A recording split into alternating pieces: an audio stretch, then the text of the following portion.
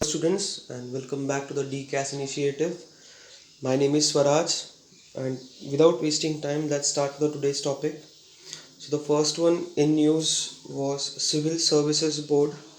It was in news because ये जो board है पंजाब गवर्नमेंट ने सेटअप किया है एंड ये बोर्ड का काम होता है to transfer and posting of the Indian administrative service officers in the state. ये 3 member बोर्ड है बेसिकली. एंड जो सिविल सर्विस बोर्ड है it is headed by chief secretary of state.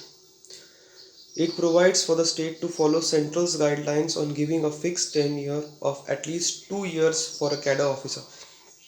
अभी बेसिकली कैसे है, अगर कोई भी IAS ऑफिसर की अगर ट्रांसफ़र होती है तो उस एरिया में उसको मिनिमम 2 years रहना पड़ता है.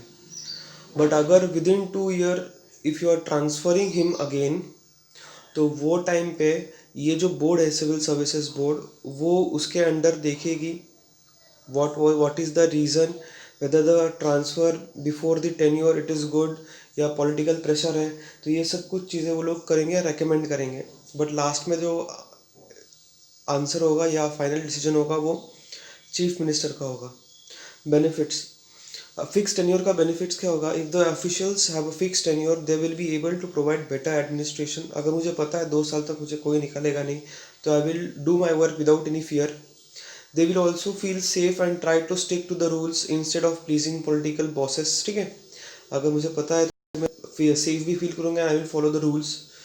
Every official require 3 to 6 months to get into the routine at his new place of posting. If they stay there for 2 years, it would mean better delivery and stable tenure to people. The next news is Russia, India, China grouping. अभी India ने basically ये grouping में virtually summit में participate किया है. So it was conceived in 1998 by Chinese Russian foreign minister. Sorry, the group was founded on the basis of ending subservient foreign policy guided by US and renewing old ties with India and fostering the newly discovered friendship with China. Significance क्या है इसका? That Russia, India, China country occupies 19% of the global landmass and contribute to over 33% of the global GDP. ये तीनों भी states जो है वो nuclear power states है. तो टोटल 9 न्यूक्लियर पावर स्टेट्स है, उसमें से ये तीनों भी न्यूक्लियर पावर स्टेट्स है. एंड रशिया एंड चाइना जो है वो परमानेंट मेंबर है किसके? सिक्योरिटी काउंसिल के. And India is aspire to it. The trio could also contribute to creating a new economic world structure. They could work together on disaster relief and humanitarian assistance.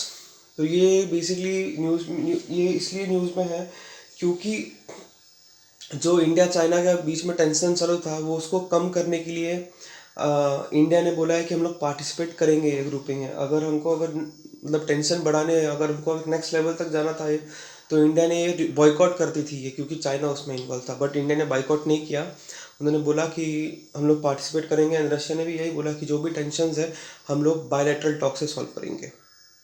Then next one, US Uyghur rights bill. तो US president Donald Trump has signed this legislation Uyghur rights के. So ये basically north western China में के minorities है, Muslim minorities concentrated in the countries Jiang province.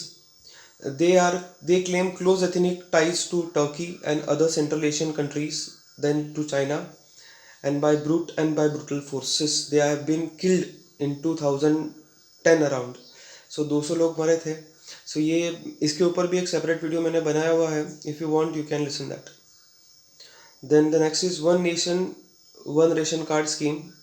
So basically 14 states have not joined the schemes and ये 1 जुलाई 2020 से scheme roll out होने वाली है. Ensure that all beneficiaries specially migrants can access PDS across the nation. Because अगर intrastate travel करते हो तो आपको अलग अलग राशन कार्ड कैरी करने की ज़रूरत नहीं है.